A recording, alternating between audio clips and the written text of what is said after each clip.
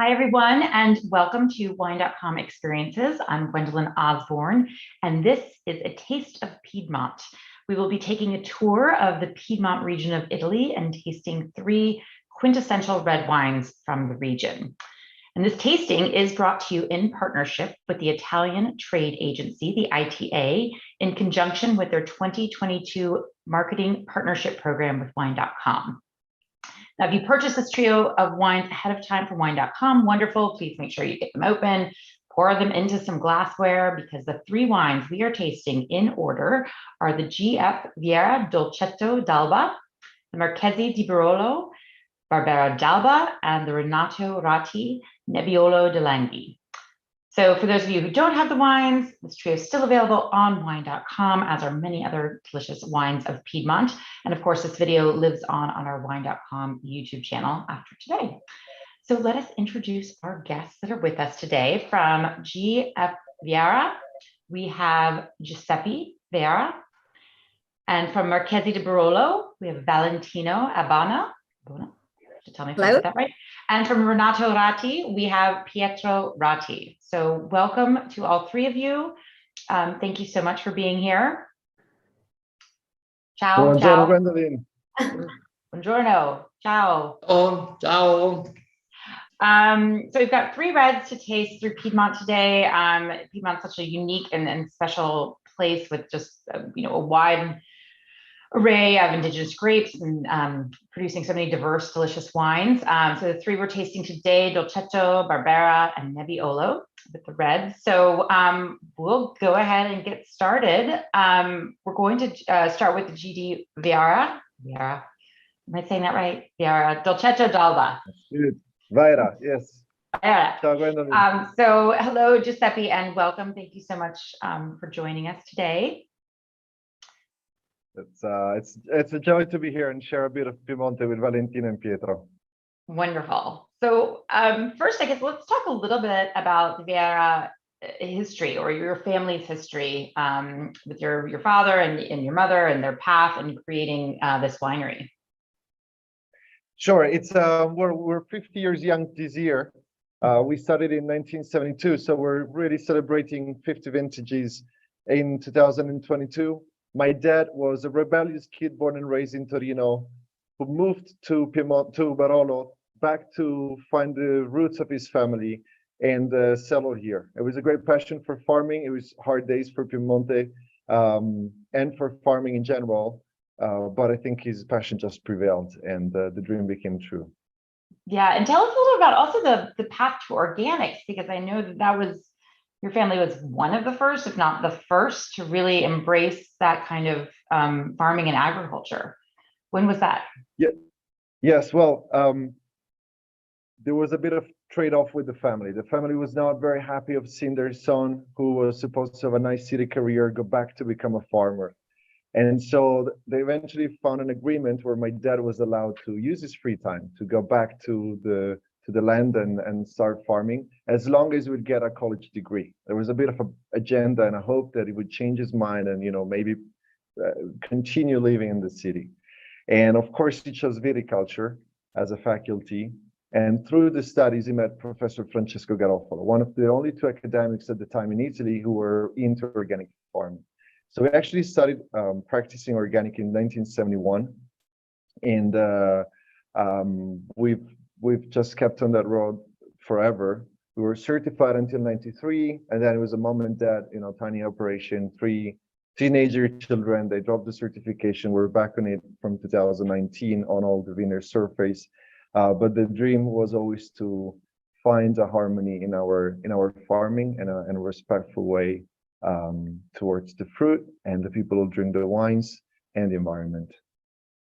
Wonderful. And you have a wonderful selection of wines, but the one we're looking at today is Dolcetto. So tell us a little bit about just kind of Piedmont, terroir. I think I'll have each of you will kind of speak to that a little bit, but specifically also kind of how it works with the Dolcetto variety, where that works. Dolcetto is a wonderful grape. Somewhat, it's a humble variety. Doesn't get the main stage oftentimes, but I think at heart, Dolcetto could be called a prince or a princess. It is a very delicate grape. It is so so indigenous of the region, and it has almost a Piedmontese personality. Why do I call it a prince or princess? Is because you won't believe how finicky Dolcetto is to cultivate. You cannot go for shortcuts. You need beautiful vineyards. And in fact, historically, Dolcetto was planted on the very top of the hills.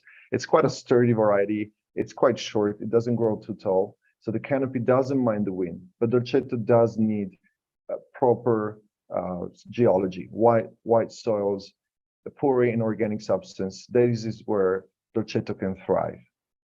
Yeah, and it means little sweet one, right? Dolcetto? Yeah. One, yeah. And this is why we got the little birds on the label. It's the sweetest of all grapes. It's in fact the only variety of the three we're tasting today that historically you would bring to the table as a dessert, as a wrap to the meal. Just because it has a more delicate acidity, a little less tannins than Nebiolo, and all in all, it's so gorgeous to taste. Now, unfortunately, birds and wildlife has discovered that as well.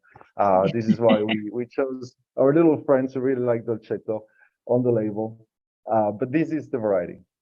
Variety. Okay, well, let's go ahead and taste this. This is Dolcetto Dalba. In Barbera, there's a Barbera Dalba and a Barbera d'Asti. Does Dolcetto exclusively Alba? Have I seen it? No, it has a few counterparts. You will find Dogliani, you will find Dolcetto in the designation of Diano d'Alba, and all the way to Ovada. I think the feature of Dolcetto d'Alba is to grow on these white calcareous marls, and that provides for a bit more of a red, purple, floral tones. It doesn't have the density and the concentration of, say, Dogliani, but it's a bit more floral and comes with a smile on his face. This is Dolcetto d'Alba. Okay, well, I'm ready for smiling. So, give us a little bit of kind of walk us through this tasting with the Dolcetto, the color that it gives, and the aromas and the structure. Well, let's look at the color first. Again, it's a happy variety. Dolcetto is this wonderful purple, vibrant color. This is one of the earlier varieties we're picking in September. It's usually right by the first half of September. And when you look at the fruit, you already can guess how intense and joyful the color will be. To the nose, we have lots of like red and dark fruits.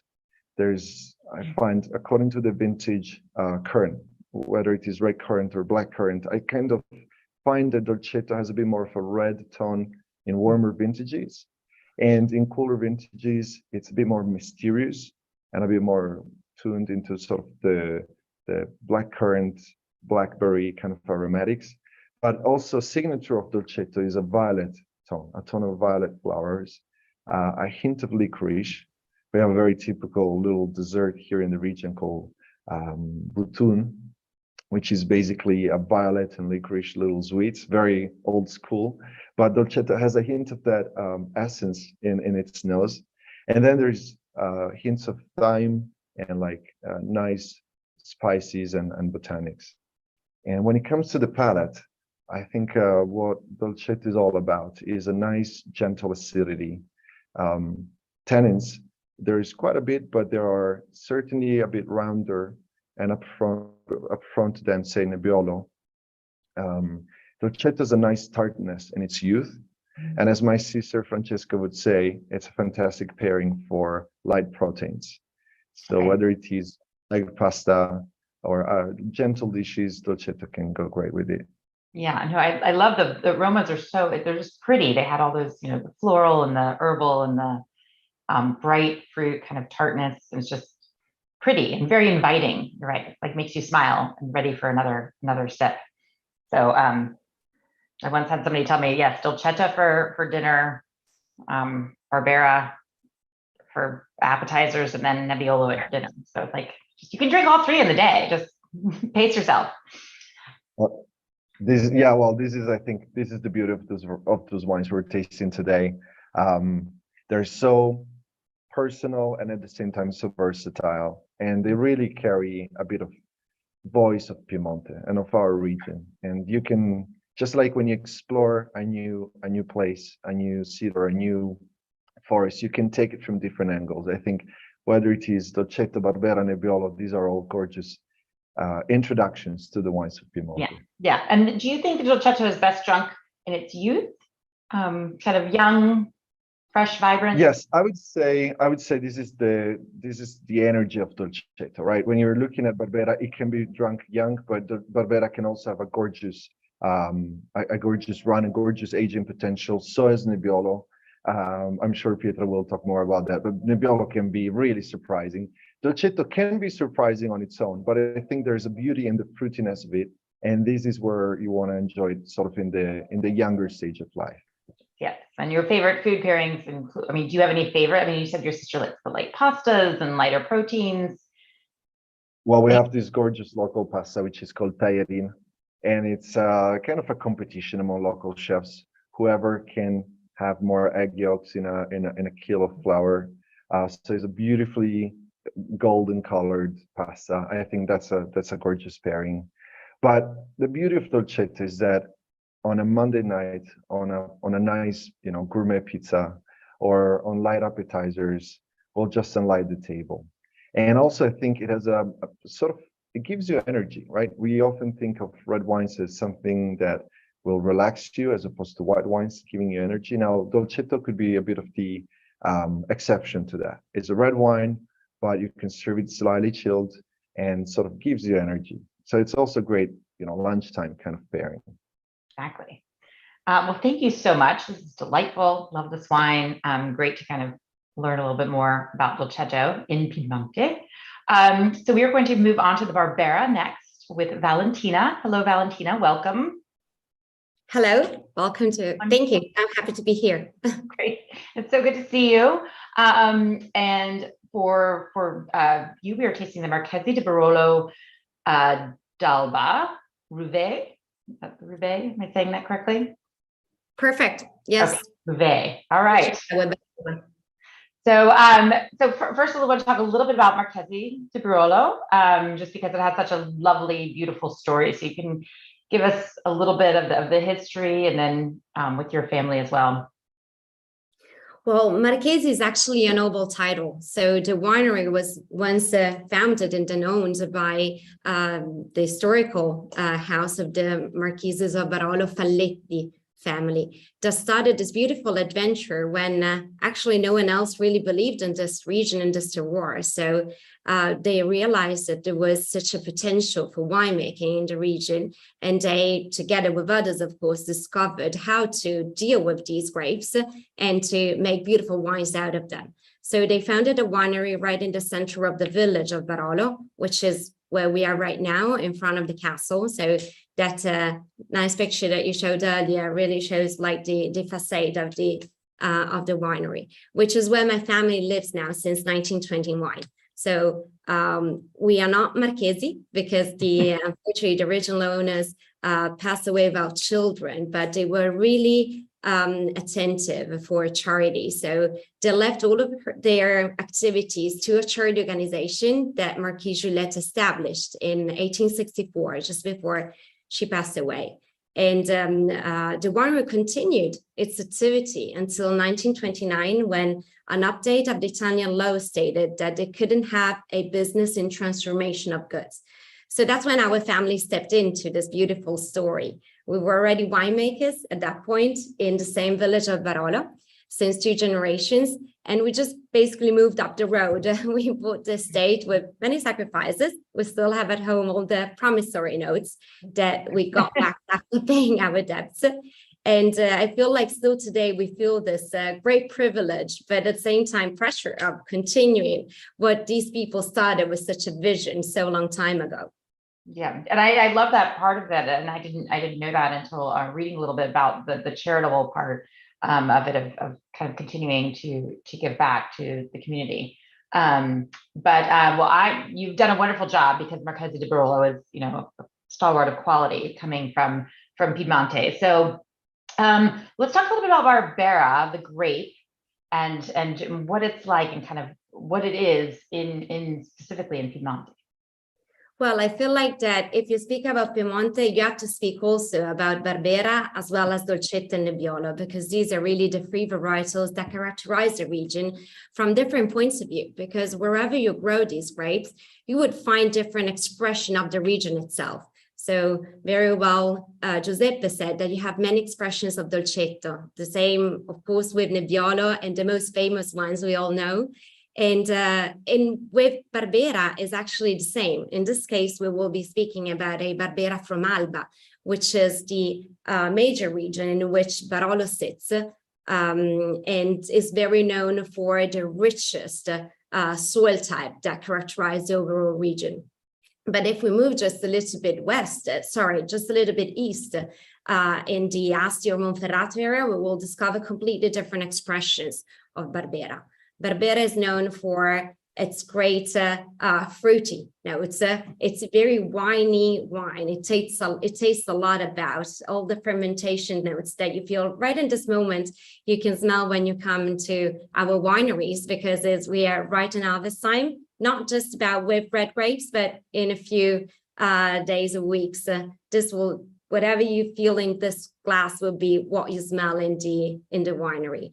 And of course, it's great acidity. So Barbera is known for this very fresh, refreshing notes and watering aspect that it really leaves as soon as you sip into the wine. And together with the low tannins that Barbera shows, really allows it to make it one of the most versatile wines when it comes to food pairing. Right. Yeah, no, Barbera is definitely, it has that wonderful acidity and the fruitiness. And then you're in Alba, and I always like to taste Barbera d'Asti and Dalba next to each other, because it is so different and unique. Yeah, very different, in fact. Yeah. So the soils, I think Giuseppe had talked a little bit about the kind of soils in Alba that this is growing on, calcareous, and is there any other specific? Well, the very nice vineyards that Giuseppe first mentioned, with a very nice amount of sand and limo, allow our wines to show great freshness. In our case, our vineyards are sitting in the towns of Diano and Novello, which is very well known for this very sandy aspect.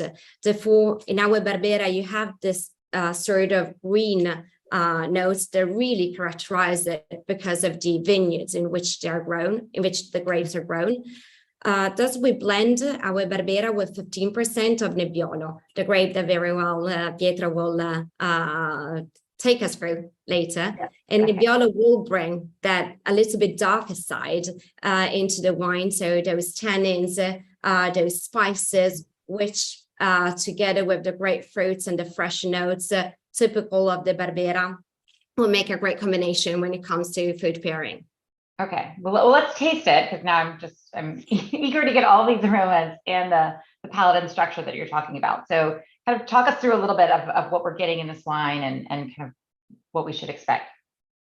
Well, for sure, after a sip, it will be quite difficult to talk because of the great acidity that allows us to water a lot in our mouth. This would be the typical bottle that my mom would open in the moment when she doesn't know what she's going to cook, because whatever you find in this glass will give you a lot of inspiration. So, of course, all sort of red fruits, blackberry, but even some red fruit gem, so a little bit sweeter notes will be found in these wines, together with nice flowers, some rose notes, a little bit more delicate, and again, some spices given more by the Nebiolo that is blended in here will start coming up. So a little bit of cloves, a little bit of more intriguing notes on the palate. Yes, it has that wonderful fruit, floral, spice kind of all melded together. And then, yes, all that bright acidity coming through.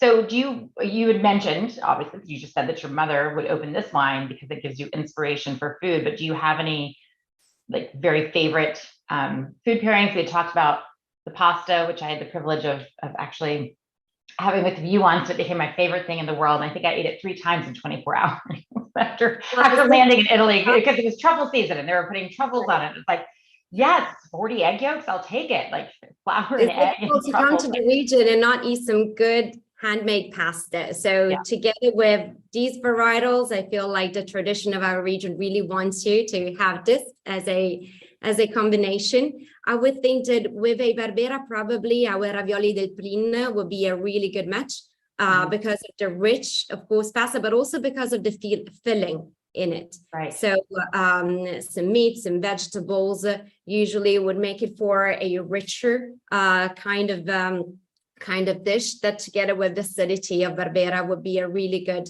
combination. Yeah, it is. So basically, it can get us more typical than what we've been talking so far. Tagliarina and dolcetto, ravioli del Plin with Barbera. I'm curious to know what Pietro will say, but also like very much the pairing that Giuseppe suggested of a nice gourmet pizza together with our most classic wines. I feel like today we can really take all this to a different level. So even simple wines of our tradition with a nice pizza, with a nice burger, or with a very fine BBQ would be really amazing. These wines are meant to be enjoyed together with some food, and whatever is the most cozy for you could be a really good match. Yeah, very versatile. Very versatile, definitely. Well, thank you so much, Valentina. This is just absolutely delicious, and love the story and hearing from you, of course. So our third wine, the king of wines, if you will, the grape that makes the king of wines, Nebiolo. So Pietro, welcome. So good to have you here. So we're going to be tasting the Renato Ratti Occhetti Nebiolo. Yes, saying that right? Occhetti. Occhetti. The CH we say K. Yeah. It's like Marchesi. Yes, got it. Yeah. Okay. Occhetti Nebiolo. So this is I love this. I love the Ratti label also. But tell us a little bit first about the history of Renato Ratti as a winery, and Renato and his a little bit about the history and also about the cruise of Barolo and kind of that story as well. Yes, the Renato Ratti. So the Ratti is my family. So Renato Ratti was my father, and he started the winery in 1965. A few years older than the Vajra, as Giuseppe was saying. And my father was a legendary man, a pioneer, because he came to the region with no tradition in the family, and he started from zero. He bought a small acre of vineyard just below the current winery today. And from that vineyard in this region called Marcenasco, he made his first Barolo with the name of the vineyard, Marcenasco on the label. And behind that also, and besides that, he also mapped at that point the Barolo region. So he was the man who mapped for the first time the Barolo region by putting the different single vineyards on the map, and also trying to make a classification like in the Burgundy way. So some vineyards are Grand Cru, other vineyards are Premier Cru.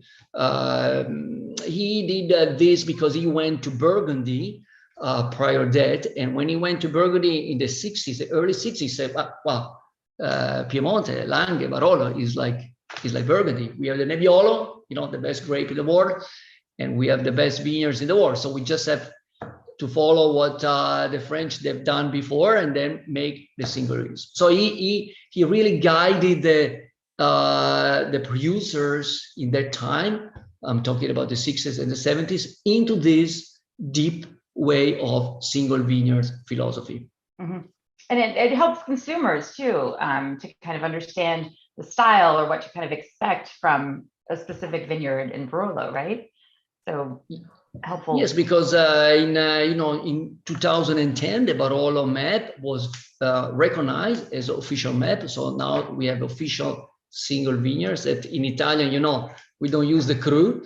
Unfortunately, we have these bureaucratic typical names as MGA or whatever, but at the end those are, we call, it's easier in English, it's single vineyard. So it's very important that yes, it's important for this for the Barolos. But we are tasting a Nebiolo from the Langhe.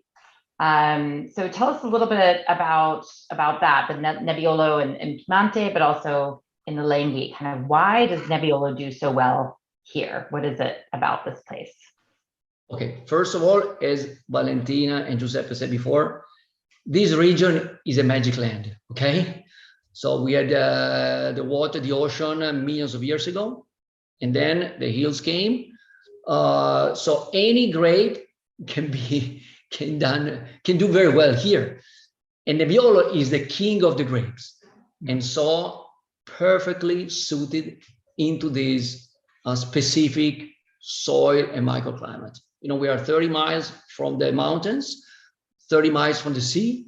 We are on the hillside, so all vineyards are cultivated on the hills. We are on 45th parallel, so quite cool microclimate. And so Nebiolo is one of those, you know, is really the perfect grape, and found 500 years ago, even more, the perfect place to grow. Yeah. So let's talk. Let's kind of taste through this wine, and as we do, just tell us a little bit how it represents Nebiolo, kind of as a grape, like the characteristics that it's giving, both the color, the aromas, the flavors, profile, structure. Yes. First of all, the Nebiolo doesn't have a color like Dolcetto and It looks like Barbera. Yeah. So a lot of times when people see Nebiolo, they say, "Why, this color like this, Yeah. And then, but that's a typical of Nebiolo, because some grapes have more color, some grapes have more tannin. Barbera is less tannin, more color. Nebiolo has less color, more tannin. Okay, so but the color is very pure color. No, it's really beautiful color. And then the aromas it depends also a lot of the Langhe Nebiolo, because Langhe again is a region and Nebiolo is a grape. Okay, so you can have also different Langhe Nebiolo from different places. My Nebiolo comes mostly from the left side of a river called Tanaro, so more in the sandy soil. It gives a little bit more fruity aromas, a little bit of spice also. But you can also find Langhe Nebiolo with more spice, like from Barbaresco, or even more body from Barolo zone. Okay, but all they have this kind of a nice acidity, fresh tannin, beautiful elegancy, freshness, very good balance. So wine's really very, very nice to drink. Also younger compared to Barolo and Barbaresco. Yeah, as you were saying, it does have all those wonderful aromas, but you see the light color, and then you taste it, and the tannins are like, it's just not what I think people always expect, and that to me is something that's so unique about Nebiolo. So you need food, okay? Yeah. When you get this acidity, bright acidity and tannin, it needs food, and of course. Yes, food will bring out the fruit flavors. So what are some ideal, especially because this is a younger Nebiolo that we're drinking, so maybe some different foods that you would put with Nebiolo in the younger years? Yeah, Nebiolo is a very versatile wine. So it depends, like let's say now, it's a warm, we're at the end of the summer. You can chill. I like it chilled. So a little bit chill, like also Giuseppe was saying about Dolcetto, the same. You can also, even Barbera, you can chill a little bit, and then you can drink it with lighter food, pizza, of course, some protein from pizza, pasta, light pasta, but also with vegetables, okay? Because and also with Chinese food, okay? Because of the spice, also with some fish. Because of the freshness of the acidity. Of course, you need to play a little bit, but the young Nebiolo is really very, very versatile type of wine. So tell us a little bit about what happens to Nebiolo as it ages, both in just this Nebiolo de Langhe, but also as Barolo Barbaresco, but as a grape, how it ages and evolves, because people often talk about Nebiolo, and especially Barolos and Barbaresco is needing that age. So tell us about that kind of evolution. Barolo and Barbaresco, they have a different process of wine vinification, and so they have more weight, more power. And so they're wines that they need also more time to develop, and also they can age for a very long time. And of course, by time, the fruit character, you get more what we call third aromas, so more mushrooms, spice, leather, truffle, of course, by truffles. And so by time, you can enjoy these very interesting flavors, and you can adapt also. You can, with the food also, more mushroom, you eat more mushroom. Or when you're young, you need more strong food, a steak, young wine, young Barolo, young Barbaresco. More aged, you get all these flavors, so you eat with all this food.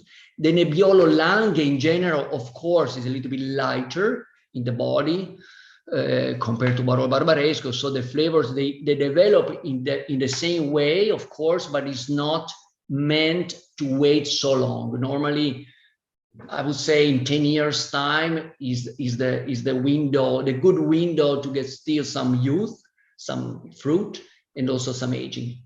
It's not like Barolo, Barbaresco, but especially Barolo, that you can really go, 30, 40 years. Long. But they do become almost more delicate, and so delicate foods can pair well. So, well, thank you so much. This was delicious wine, and I know all of you have many more wines than this and our wonderful properties. Speaking of which, one last question for all of you, since people are traveling again, hopping on planes. I know Italy is definitely on my list, so I imagine it is on other people's as well. And I think in case people haven't been listening, we have been saying Piedmont is a magical region. So if people are traveling there, talk a little bit about what they might be able to expect at your property. And just Giuseppe, maybe you can talk a little bit about where you are. Well, first of all, I think Piedmont is all about families, right? I think the first and the most beautiful thing to expect in all of our wineries and in really every Piedmontese winery is the feeling of walking into a home. And for us, it's the joy, the happiness of opening the doors of our homes to welcome people in, to share more about our passion and our work and the beauty of farming vines and crafting wines. I don't want to spoil everything, so I want to leave something for Valentina and Pietro, but I think the second element is these gorgeous hills. It's just amazing. Sometimes you need to travel to then come back here and just feel thankful again for the magic we can see every morning when we wake up and when we just look at these amazing sunrises and sunsets and just how the foliage changes over the season. And third is food, but I think I shared a bit enough. So let's pass it on to Valentina. But you are, and people can visit your winery to see it and taste. Absolutely. Okay. Yeah. Absolutely. It's we don't have signs, so you got to find us. You got to know where we are. But once you get here, it's going to be a nice winery walk and visit. It's really an excuse to tell you more about what we do and how we do it, and a bit of our family stories. And then, of course, we love to share a taste of our wines. Wonderful. Valentina, get people to Piedmont. Well, I take it on what Giuseppe was saying. I think that the beauty is that you can walk in many wineries here, but always find different stories and different people, and therefore even different wine expressions, because even though we all make a Dolcetto, a Barbera, a Nebbiolo, a Barolo, they all will be different because of where we have our grapes, so because of the lens, but also because of the interpretation that we have. So there won't be an experience that repeats the others. So I would suggest just to come and visit all of us and spend time together, because this is the best way to really enjoy the experience, by getting to know each other. Also for us, because every time a new guest walks in, the winery is open, we have a restaurant just above, because as we said many times, all of us, these wines are best if enjoyed with food, is where they really show their true colors. It will still be a different experience for us because of the guests that we are welcoming. So please, we look forward to seeing you very soon. Yeah, thank you. And Pietro, I mean, especially your winery has it's very unique with the grass on top and everything. I think we just had, so that's an interesting, unique place to visit. There it is. Yeah. So tell us a little about visiting Piedmont and your wineries open for visitors. Yes. Yes, the winery we built in 2005 as a sustainable winery. So we put the grass on top. So very, very efficient, very nice. And also, of course, it's a wine that you can visit.